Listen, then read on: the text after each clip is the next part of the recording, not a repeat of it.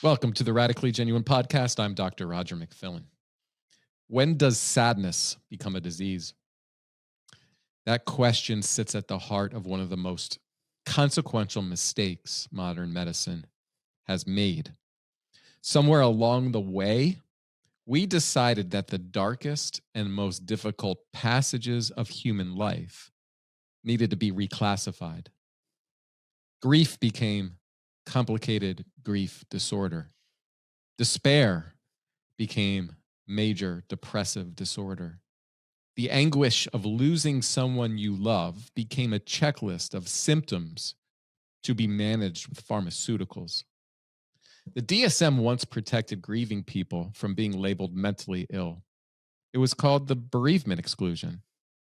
If you'd lost a loved one, you couldn't be diagnosed with a major depressive disorder for at least 2 months.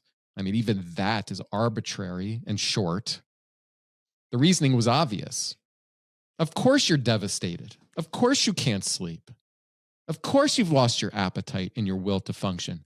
You're grieving. You're not a malfunction. You're not a robot. That's being human. In May 2013, the American Psychiatric Association published the DSM-5 and eliminated that protection. It's one of the most controversial changes in the manual's history. Critics warned it would medicalize ordinary grief and encourage overprescription of antidepressant drugs. And it did just that. The change went through. Now, the 2-week minimum duration for diagnosing major depression applies to even the recently bereaved. 14 days after burying your spouse or your child, even. If you meet symptom criteria, you can walk out with a diagnosis and a prescription. Think about what that means. 2 weeks, 14 days after the worst loss of your life, and the system is ready to tell you your brain is broken, you need a chemical intervention. This isn't just philosophical debate. This has real consequences for real people. When we medicalize grief, we change the trajectory of somebody's life. We tell them that their natural responses to loss is a disease to be managed under the medical system. We hand them drugs that alter their brain chemistry in unpredictable ways. And when those drugs cause problems, we don't investigate, we add more drugs. The person who walked in suffering from the pain of being a human can walk out a psychiatric patient. Their credibility questioned, their agency stripped, their identity redefined by a system that sees symptoms to manage rather than a human being to understand. My guest today lived this story. Marianne Kenny. She's a lecturer, a mother of 2, and the author of The Episode, a true story of loss, madness, and healing. 10 years ago, her husband went out for a morning run, didn't come home. What followed was grief and then a collision with the psychiatric system that would change her life in ways she never could have anticipated. Her memoir is built from 2 sources: her own memories and over 13 pages of institutional records she obtained through Freedom of Information requests. What those files reveal and what they leave out tells us something important about how we treat people in emotional crises. Marianne, welcome to the Radically Genuine Podcast. Thank you, Roger. It's really nice to be here. I've been following you for quite a while, so it's quite a privilege to be invited onto your program. It's great to have you here. Feel so blessed for you reaching out to me and providing me the opportunity to read your memoir. Obviously, it's very painful, just as a human being to, connect and understand what you went through. I think the first step for us is just to tell a bit of the story initially about what happened to the audience so they can understand how easily something like this could happen and also could happen to them. Okay. Well, it all started in April 2015, so just over 10 years ago now. I was happily married at the time and had 2 small children with my husband. he went out, I went off to work on the 21st of April 2015, and John, my husband, went out for a jog. And I went into a meeting at work, and when I came out of that meeting, I glanced at my phone and saw that I'd missed a couple of calls, 6 calls, in fact, which was a lot of calls to miss 10 years ago. And I started to investigate, and I found myself, after a couple of calls, I found myself talking to a Garda, what we call guards in Ireland, a policeman, who had answered John's phone when I called it. And he told me to come to one of the Dublin hospitals and to bring somebody with me. And he told me that something had happened to John. And I asked him to tell me over the phone what had happened to John, and he repeated his instructions to me. He said, come to this hospital, bring somebody with you. And I knew immediately what that meant. I turned around to my colleague at work and I said, I need you to drive me to the hospital. Something's happened to John. I think he's dead. And he was dead. He, as it turned out, had gone out for his jog and had dropped dead on the spot from a heart attack. No warning, completely unexpected. Very healthy man, as far as we knew at the time. So that's what happened. That's how it started. Yeah. So sorry for your loss. Thank you. Thank you. I lost a father of mine at age 50, very similar.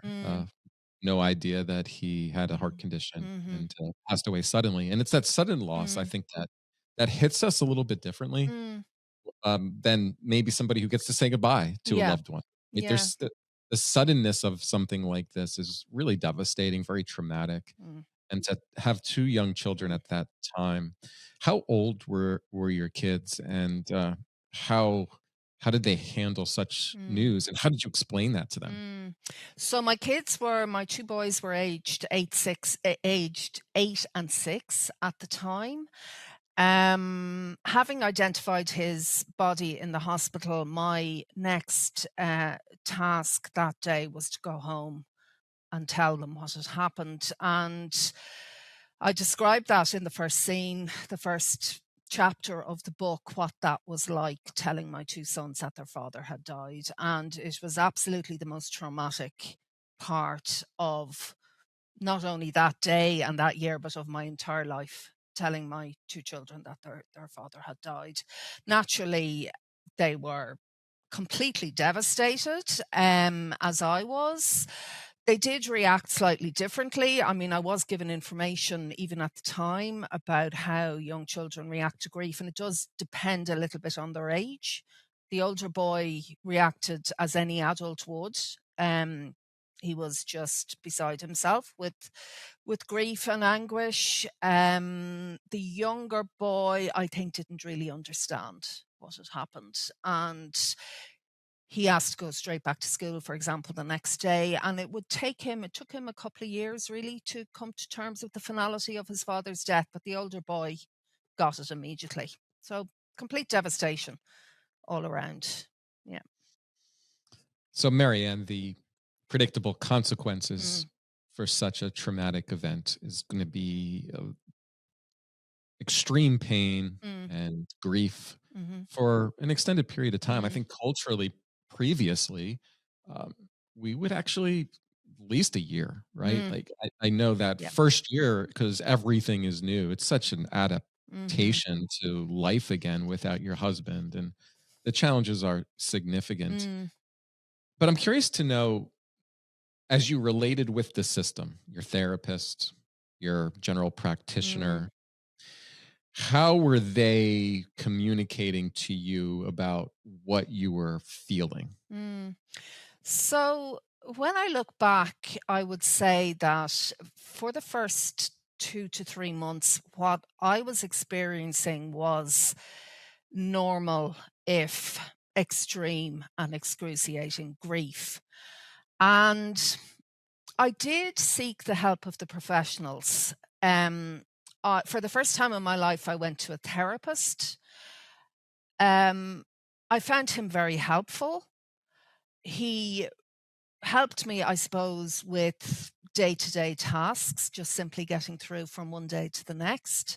I also sought out my doctor, my GP, a couple of times, and I did ask her about, because it had been suggested to me from a few other people, about the advisability of taking an antidepressant or taking a benzodiazepine. And both my GP and the therapist who I was seeing at the time in the early months advised against that. So I do think it's important to say that, given the whole context of my story and what happened afterwards, initially the advice I received was not to go down the medical route. And instinctively, I would say that was my own preference as well. I had never taken any type of psychiatric drug before. I was completely new to the mental health system. But I was finding it very hard to accept my own, I suppose, diminished capabilities, my diminished enjoyment of life. I was impatient with myself to improve, not least for my children's sake. You mentioned there a moment ago, a year. I would say that's very realistic, that it would have taken me a year if things had gone the normal course, to start to feel better. But after 2, 3, 4 months, I was starting to be impatient myself. I wanted to start to feel this improvement, which just simply wasn't happening. Not surprisingly, in retrospect, I had lost my greatest love. I had lost him suddenly. And it has to be said as well that I was carrying the grief of my 2 children, which was a huge burden as well. I was carrying the grief of 3 people and trying to make things as normal as possible for them. So no wonder I was diminished and impaired. But that was my initial experience of the professionals at that time. Don't go. Grief is something that you have to work through, which would be my normal opinion and is absolutely my opinion today as well. Mhm. You eventually took an Mm. SSRI. I What led did. you to making that decision? Well, it was probably that impatience that I was feeling. I was trying everything. I was going for long walks. I was visiting a therapist. I was reading any of the self-help books I could get my hands on about grief. And as I said a moment ago, the suggestion, it was in the air. Might you be depressed? A couple of people were asking me, might it be an idea to try an antidepressant drug? So I thought to myself, eventually, I thought, well, okay, I've tried everything else, I'll try this. So I went back to my doctor, back to my GP, and asked to be prescribed um, some antidepressants, and I was prescribed an SSRI, sertraline. I know it goes by a different name in the States. All these drugs have different names on one side of the Atlantic and the other, and sometimes I think that's also part of the confusion. But anyway, an SSRI.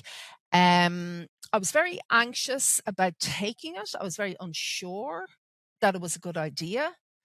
I'd never, as I said, I'd never taken a psychiatric drug before. I had no idea what to expect. And I waited a day, and then I took the first couple of doses. And that's what brought about, I suppose, the change in my story. That's when my experience changed from normal grief into something else. And for the audience in the Mm, United States, mm, sertraline mm. is Zoloft. It That's goes it. by the brand name Zoloft. Yeah. Zoloft here in the United States. Yeah. How did you respond to taking an SSRI? What was happening within your Mm. body? So I took the first dose before I went to bed, and I woke in the night in a sweat. I mean, sweating, prickling, burning throughout my body, in a state of terror, extreme agitation. I had no idea what was happening to me or why it was happening. Um, During the next day, I struggled. I struggled to concentrate on anything else other than this burning and prickling.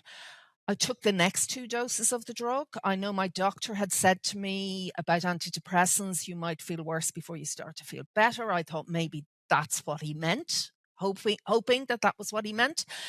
But that prickling and burning throughout my body didn't subside, even though I stopped the drug. So I actually only ever took 3 doses of sertraline.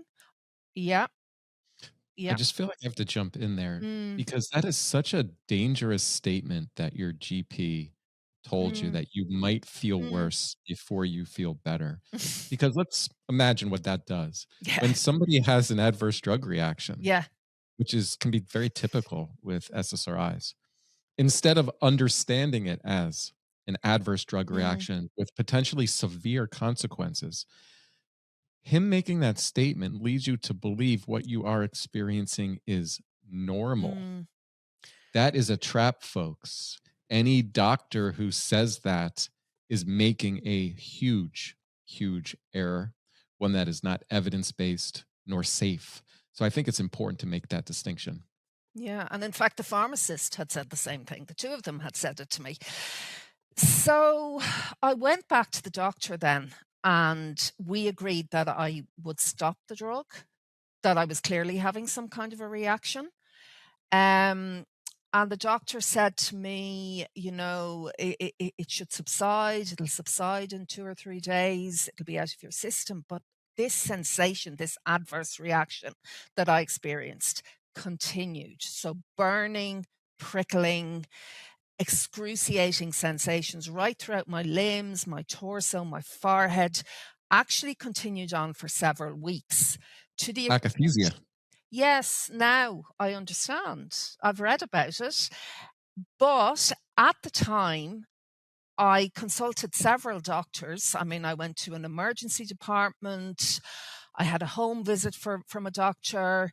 I went back to my own medical practice. And every doctor I talked to at the time looked at me blankly when I tried to describe what was happening to me and more or less, well, certainly conveyed to me, more or less said to me, this is in your head. We Mm. need to change your medication. We need to put you on more medication. And that's what happened. I was put on a different antidepressant, on an SNRI, venlafaxine, Effexor, Mm. and told this also works on anxiety as well as depression. It should work for you. And it didn't work. And all the time I was getting more and more and more panicked about what was happening to me. At some point during this, your thinking began to change. You Mm, developed a belief you couldn't shake. You said that yeah. belief had meaning, that it wasn't random. Can you explain what you mean by that?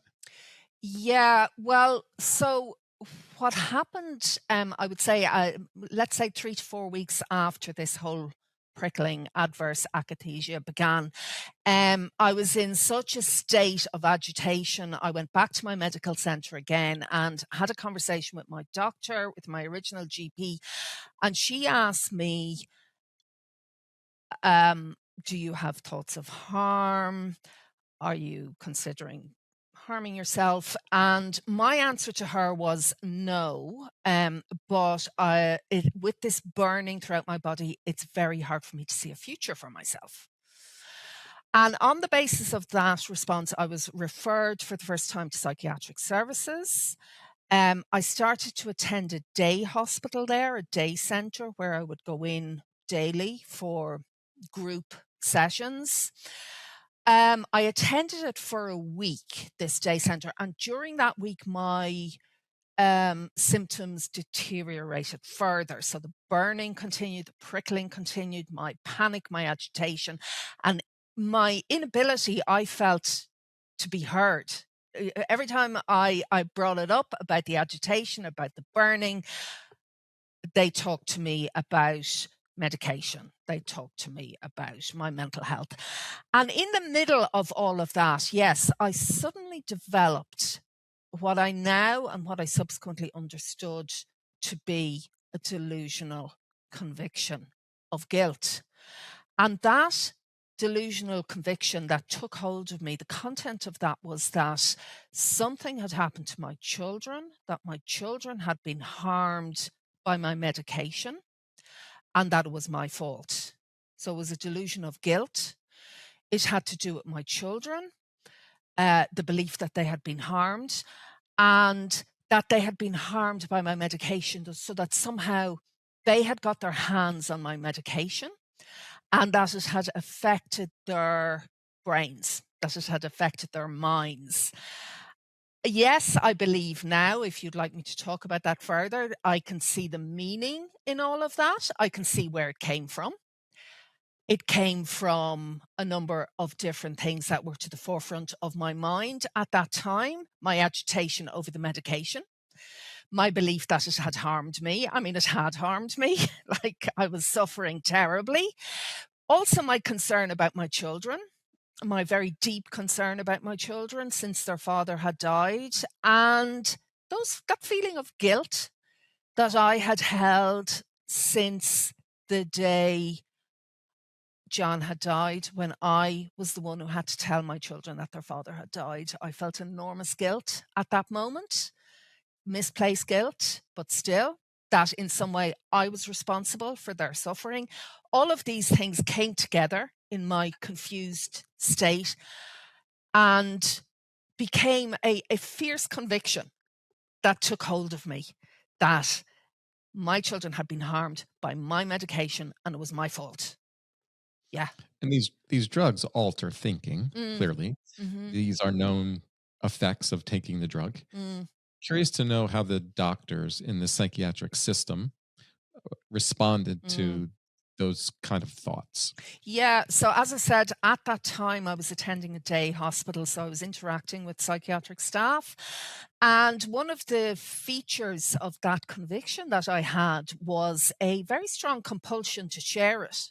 Like, normally you might think, well, if you're convinced that you've ruined your children's lives, you might just keep that to yourself. But no, part of my illness or part of my symptoms was a compulsion to share it with the psychiatric staff. I mean, I was trying to keep it hidden from anybody who knew me, this belief that I had that I was guilty of a terrible crime, but I did share it with the psychiatric staff. To begin with, they said to me, look, this is a symptom. They don't believe that this has happened, that this is a symptom of my illness. I became agitated by that. I was adamant that I was guilty of a terrible crime. And after a couple of days of this, I mean, they were clearly very worried about my situation, about me and my young children. I can totally understand that. You know, I was out of touch with reality. I believed I was guilty of a crime towards my children. I was living on my own with 2 small children at home. And it was put to me that it would be a good idea to go into a psychiatric hospital. And that's what happened. I was hospitalized. Now, I wasn't sectioned, but, it was made very clear that. And honestly, I knew myself. I had to be hospitalized. That was clear enough to me. I needed sanctuary. I needed to be taken out of the situation I was in. And for my listeners, this is a very familiar story where there's drug-induced hospitalization. Right? And so you probably asked certain questions every day being evaluated psychiatrically. What were those questions? And then what was never asked that really needed to be asked that probably would have saved a lot of struggle and suffering? Well, look, this is the central message of my whole book. My book, I would say, at the very heart of it is my experience of psychiatric treatment. And what I was asked perpetually, continuously, especially after my initial hospitalization, was whether I had thoughts of harm. So I was asked multiple times a day by multiple professionals, nurses on the ward, different professionals in multidisciplinary team meetings, whether I had thoughts of harm, whether I was thinking of harming myself, whether I was thinking of harming anybody else. I was asked this to the extent that it only reinforced my belief in my own guilt. It only made matters much, much worse for me. Eventually, as I describe in the book, I actually made a false confession. After weeks of this kind of questioning, I eventually threw in the towel and said, you know what, guys, you're right. I'm wrong. I didn't say it like this. Yes, I have thoughts of harm. Yes, whatever it is you want me to say, I'm going to say it to you. Okay. So that's what did happen. What didn't happen is I was never offered any form of talk therapy throughout the 12 weeks that I spent in hospital. In the latter half of 2015, I was never asked to talk about the day my husband died. There was no attempt made to excavate with me where those feelings of guilt might have come from. I mean, I was asked nothing about my prior history, never mind about the trigger to this entire episode. Before my husband died, I had no history of mental ill health. I've been carrying along happily with my life. A terrible thing happened to me and my family. I became mentally ill. I was hospitalized. Nobody ever asked me about the terrible thing that happened. So, Which yeah. sounds so ludicrous, actually. Yeah, it does. To understand that somebody is experiencing grief and then to provide a drug, and the moment you start providing the drug, drugs, actually, you start having like severe reactions. Your entire mood changes, your thought process changes. You have and you have pretty intense physical discomfort and symptoms that reach the level of akathisia. You start developing like obsessive thoughts around fear of harm and so forth. All of these things that are normal drug reactions, and then no one really ties it back to the drug. No, let alone just being some very basic investigative work to understand, okay, what is the trajectory here? Mary Ann has no history of mental health problems. All of a sudden, she's prescribed Zoloft, then Effexor, and now she's in a hospital. Like, it seems so logical and reasonable. I struggle to understand why psychiatric medical professionals, therapists can't see this clearly. There's a chapter in your book called False Confession. Can you tell us about that? Yeah. I mean, that chapter and that incident, I guess, is the midpoint of my story or the peak of my episode. So I mentioned, the incessant questioning. Did I have thoughts of harm? Multiple times a day, multiple professionals. I have to say as well that as well as my very difficult position in the hospital, I had an awful lot of worries about what was going on in the real world out there, like who was minding my children. In the end, it was my mother, my heroic 90-year-old mother, moved in with my children, and we set up a roster of childminders to support her. But before, that roster was set up, there was a great lack of clarity about what was going to happen. Child Protection Services had been alerted to our family situation. There was a question of foster care in the air as well. I had been introduced to social workers from Child Protection Services in the hospital while I was at the peak of my delusions of guilt. And in the middle of all of that, I just have to provide this very briefly, I think, as background. I absconded from the hospital. Yeah, like not a clever idea, but I was so beside myself with worry about the children that I just spotted an opportunity. It wasn't even that I planned to, but I spotted an opportunity to leave. The doors were open. I was on an open ward, drifted out of the hospital, went home, checked that the boys were okay, checked that they hadn't been taken into care. They hadn't been at that point. I actually achieved my aim, but I'm caused an awful lot of, worry and concern and ructions in the hospital. And when I came back into the hospital, and I came back in voluntarily, I have to say as well, I was escorted by my friend, but I didn't resist. I had actually ascertained what I wanted to ascertain, that the children were okay. Came back into hospital, and I was met with a very heavy-handed response. I was transferred into a locked ward. The usual, all my, the laces of my shoes were taken off me. I mean, they really couldn't find anything much to confiscate. But anyway, my phone as well, everything taken off me.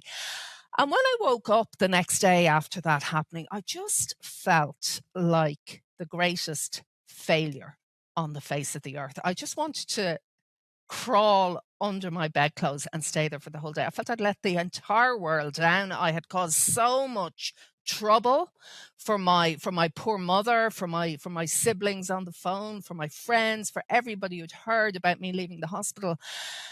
And my symptoms in that context actually deteriorated even further. So if I was at a low ebb before that, I literally started to almost, I would say, I describe it in great detail in the book too. I had a visual hallucination. I mean, I thought there was a skeleton in the bed beside me. I was terrified. I was terrified to get up. I was terrified to move. And still in that context, they kept interrogating me. Even still, why did you leave the hospital? I left because I wanted to check on my children. Completely true. Do you now have thoughts of harm? Did you have thoughts of harm then? What were you doing when, I walked home over the hill past a disused quarry? It's just the way you get home from the train station. What were you doing when you were at that quarry? What were you thinking about? Are you hiding medication? This was another thing that had come into the mix. Are you hiding? I mean, it didn't occur to me to hide medication. It wasn't on my horizon at all. So in the context of being completely vulnerable and filled with I suppose self-loathing and hatred for what I had done and the inconvenience I had caused everybody, that was when I made this false confession. So what I said a little bit earlier about, I just simply gave in to their questioning. At that moment, I just said, fine. They said, yes, I have thoughts of harm. Are you hiding a weapon? Yes, I'm hiding a weapon. There was no weapon. Yes, and about the medication, I'd been asked a couple of times, are you hiding medication? So I did. I hid 2 pills. I took 2 pills, hid them away, asked again, are you hiding medication? Yes, I'm hiding medication. Straight away, I told them, where is your medication? And I pointed straight away to where I'd left it. Do you have thoughts of killing yourself? They occasionally even use that word, killing yourself here on the ward. Yes, I do. How would you do it? I'd jump out the window. Have you checked the window? Yes, I've checked the window. All made up, all fabricated. Because I wanted to stop the incessant questioning. And I do analyze that in my book, because afterwards, as I was recovering and even years later, I was kind of like, why did I say this stuff when even at the time I knew that it wasn't true?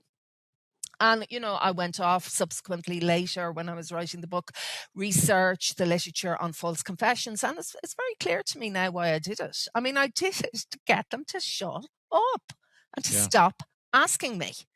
But of course, doing that had very severe consequences for me.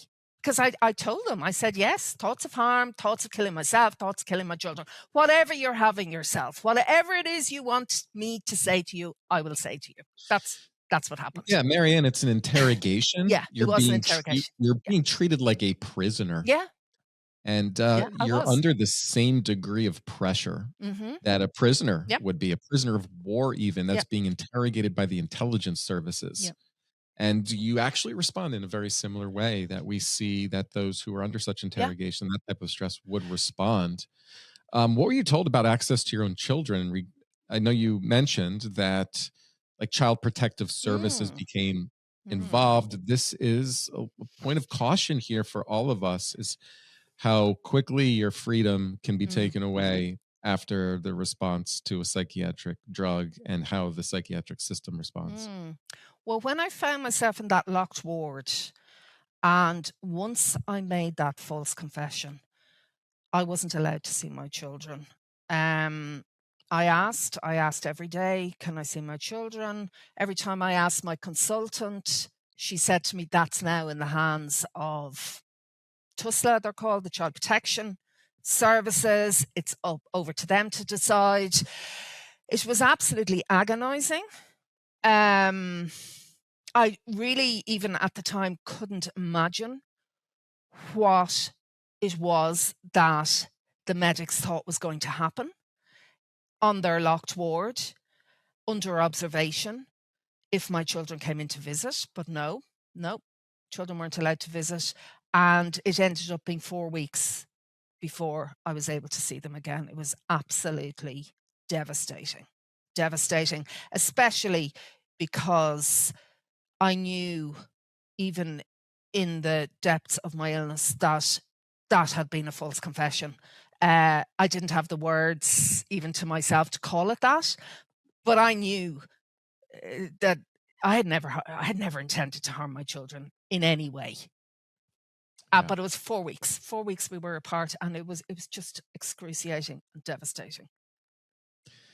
You attained over 1,300 pages of records about yourself. Yeah, What did you, sorry. was it 1,300? 1,300, that's right. Yeah.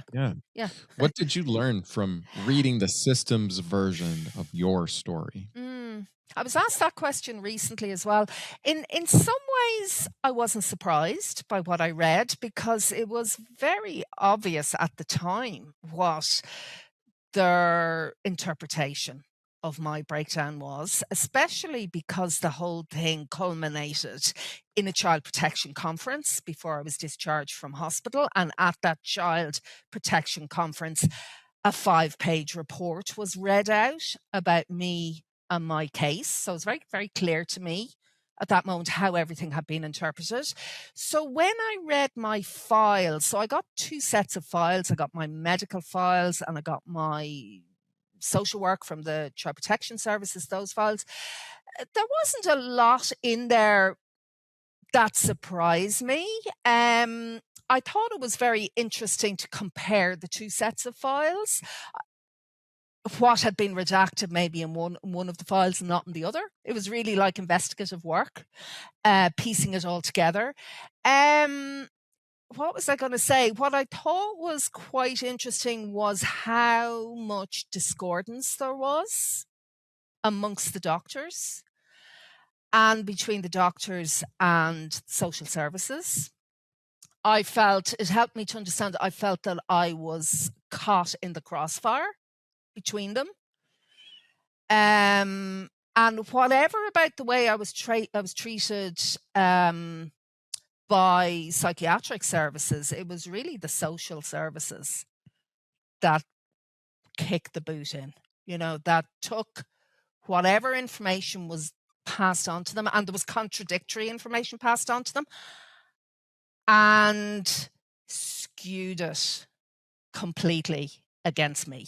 That's what I learned. Yeah. And how did they do that? Well, I mean, it's something that I wasn't able to completely cover in my book, how I was treated by Child Protection Services. And when I say that, I tried to, but my editor, to get that book over the line, I needed very much to focus on the psychiatric story. And my editor was right that it was primarily a psychiatric story. But the Child Protection Services part of the story, that was the part, I suppose, that to this day I find hardest to accept, because every little detail that they got, it seemed to me anyway, that every little detail that the social workers got from the psychiatric staff was used to concoct or to shape a story about me, that I was non-compliant with medication because I had hid these 2 pills away, that I held thoughts of homicide and infanticide, which I didn't, by the way, that I couldn't be trusted to take my medication, that I couldn't be trusted to engage with the services. And this was the picture that was painted of me at the Child Protection Conference. And it's the aspect of my story that I probably find hardest to accept, if that's, or not to get angry about, not to get very angry about, not to keep obsessing over, because I wouldn't have minded if Child Protection Services had come in and said, look, here's a woman who lives on her own with her small children. She's just gone through a very severe episode of mental ill health. She appears to be better now. We're concerned. We feel we'd like to keep an eye on things. All of that would have been accurate and true, but no. It was all the, she's non-compliant, she's disengaged, she can't be trusted. It was an attack on my entire personality and utterly devastating. My identity, my personality was torn to shreds at that child protection conference. It was attended by 8 professionals and me in the room. I said a total of 2 things. I mean, talk about a modern day witch trial. It was just the most humiliating, terrifying, devastating thing that has ever happened to me. And the psychiatrist stood by and let it happen. You've said that you're a success story from the system's perspective, that your symptoms were resolved. Yes. But you also say your identity was torn to shreds. Yes. How do you reconcile those 2 things? Well, because what counts as success for the system is not what counts as success for me as a human being who was annihilated. They tried to annihilate me. I'm not saying they did it deliberately. And again, it's something I had long debates with my editor about. They didn't attempt to do it deliberately. Let's give them that much. But a lesser person or a person with less resources, a less fortunate background, to me, would have been annihilated by that experience of the Child Protection Conference. So yes, I'm maybe a success story for the psychiatric service because I haven't represented ever since then. That's all I mean. I've never had another episode, but by God, did they almost achieve in destroying me as a person, as a human being, who it mustn't be forgotten and was clearly forgotten, had suffered a devastating loss. Yeah. And all I'd been trying to do for months on end was hold it together and get myself back up and running for my 2 poor children. And that's what was done to me. And, again, a word I debated or argued with my editor over was punished. I mean, he didn't want me to use the word punished. I felt punished. I felt utterly punished by the system. For what? What had I done wrong? I'd suffered a loss. I suffered an adverse reaction to medication. I did my level best under horrendously difficult circumstances to survive. And all they can do is punish me. So that's what I mean by all of that. Marianne, I'm actually quite in admiration about your resilience, as I often am with human beings. Yes. What we're capable of I agree. in such trying and difficult times. So I'm curious to know more about your rebounding from all of this to where you are right now. How were you able to just recover from what happened to you? Well, by the end of my hospital stay, by the end of those 12 weeks, what I should say is I had recovered from my psychiatric symptoms. So I no longer was laboring under any psychotic delusion. I was no longer depressed. And I knew that because I had energy again. And I was no longer really even grieving in a strange kind of way. I was clearly, John's absence was there all the time. And that child protection conference, when I was brought in there, when I was hauled in there, and led before those professionals, and when that report was read out, I just felt a very strong sense of injustice and a little flame of self-belief started to make itself noticeable to me. And when I was discharged from the hospital then just a few days later, I just focused. They hadn't destroyed that self-belief. I knew that something appalling had been done to me. And I just focused on that little flame of self-belief, and I turned all my energies inwards, not just towards myself, but to my little family, to my sons. I was reunited with them. I was reunited with my mother. I was back home. I went back to work remarkably quickly. I went back to work within a few weeks. I was back in my lecturing job. I had my life back. It took me another few months to really trust that, I was physically well again, because I had been suffering from a very distressing physical ailment as well when I was in hospital, and to trust that I was mentally well. And it was almost like I'd come back from the dead, and I had survived. I had actually got out. I had escaped. I had got out of their clutches. Now, I was still attending. I was still on very heavy medication. But it was that feeling of having got my life back, of having survived. And more than that, of having had this injustice done to me that just brought out the fighting spirit in me. And in many ways, it's never left me. I just, I was like I was reborn. And it took a while for it all to come together again. But it just started in a very small way. I had escaped. I had my life back, had my kids back.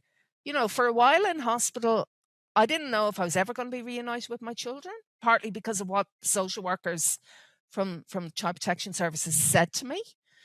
I also didn't know, I had this physical ailment. I didn't know how that was going to resolve itself and whether my mental health would be fully restored. I didn't know any of that. And when it turned out that it all was, I just savored, every second of every day and took it from there. But I've been on a very, very, very long journey since then that has led to us talking, to me publishing my book, all part of my recovery, all part of the journey I've been on. I admire your fighting spirit.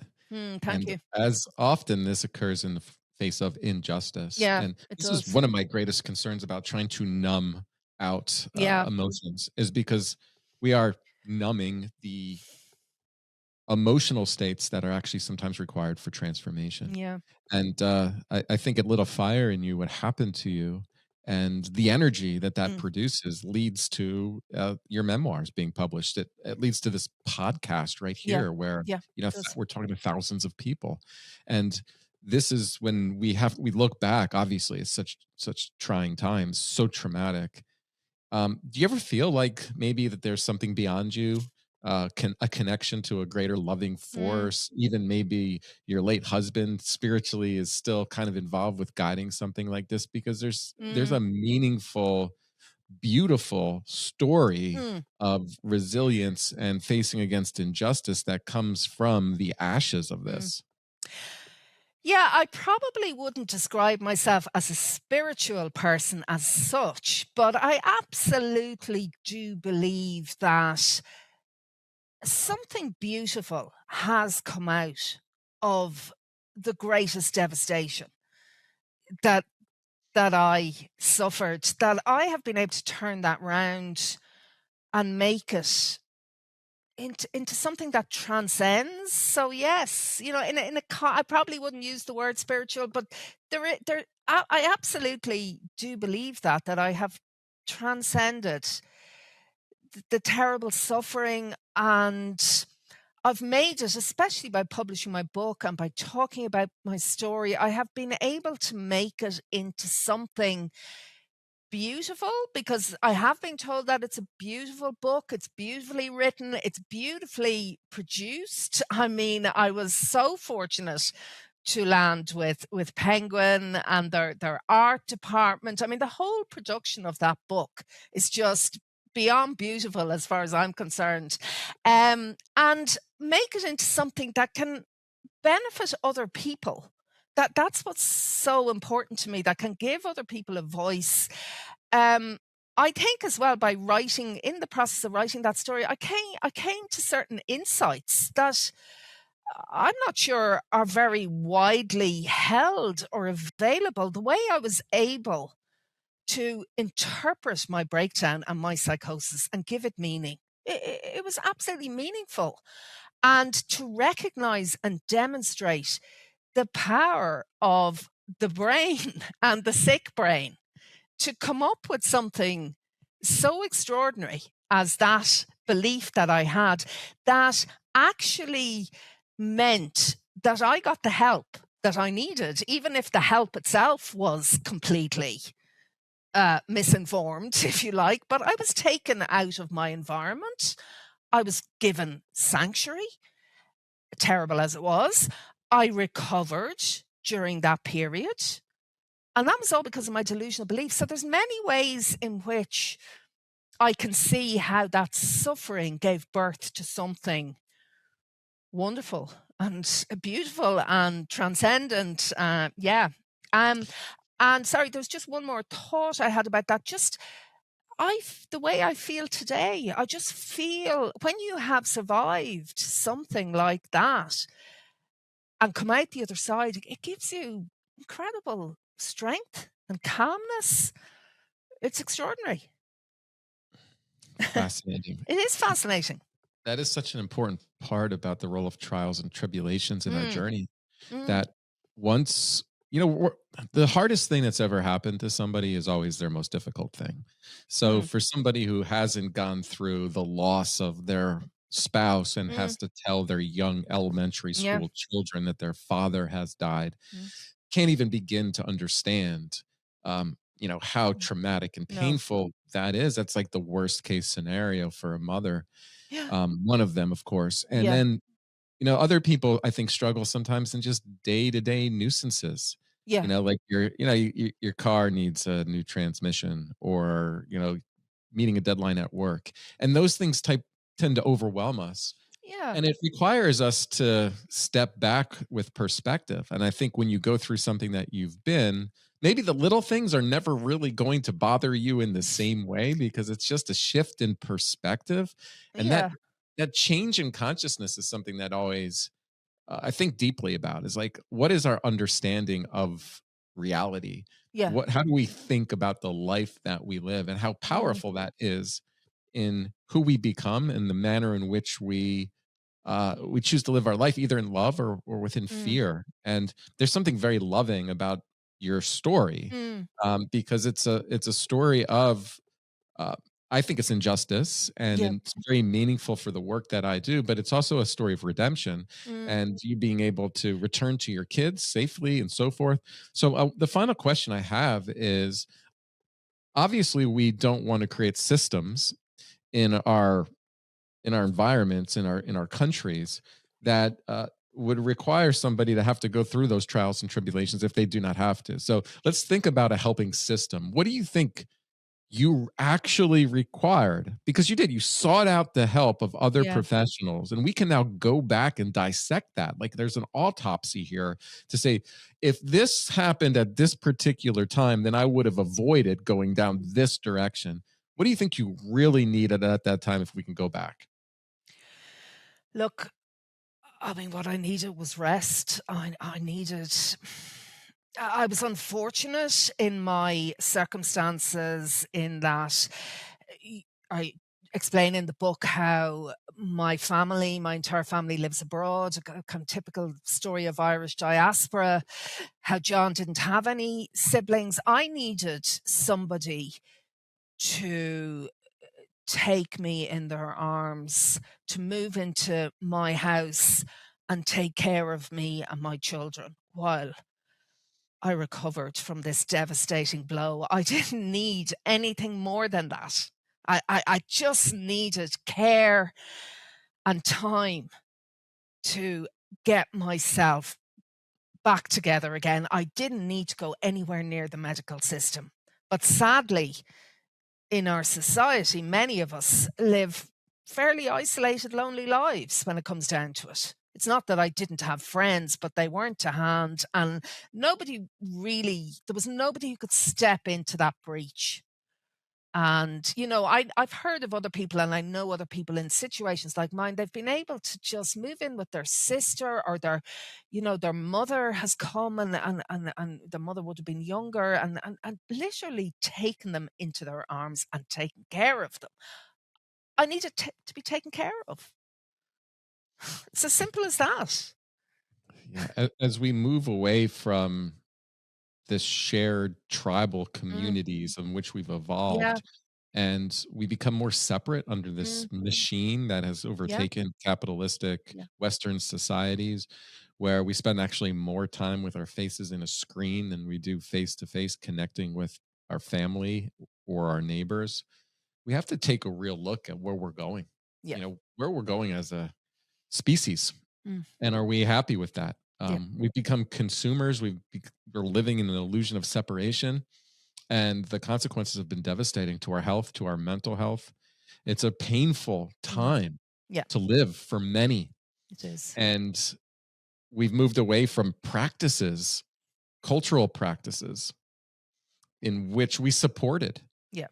those who've lost loved ones. Yes. Yeah. Other cultures would wear black for a Mm, year. yeah. Really, the community would come in to protect that family Mm, and to make sure that you would have received exactly what you yes. required so you can regain your strength and your Yeah. purpose Yeah. to be there for your kids. Yeah. But we've lost those practices. Now we've medicalized it. Yeah. We've created major depressive disorder and prolonged grief disorder, and we're so much worse off Yeah. because of it. Yes. I agree. Mhm. Where can people find your book? Well, my book is widely available, certainly this side of the Atlantic. Your side of the Atlantic, you'd have to Google it. I mean, I know it's available on Amazon.com. There are other American, US booksellers selling it. That's all I can say. I'm not able to actually Google it from an American perspective. So maybe I'm not sure if you've tried, but it's widely available. It's published by Penguin. So everybody knows Penguin. It is only published this side of the Atlantic, but it's absolutely possible. And friends of mine, acquaintances, family in North America have ordered it and received it by post. That's it, And then basically. the name of the book again? The name of the book is The Episode, A True Story of Loss, Madness and Healing, published by Penguin 2025. And there's a new paperback edition coming out in May of this year. So far, it's available in hardback. It is beautifully written.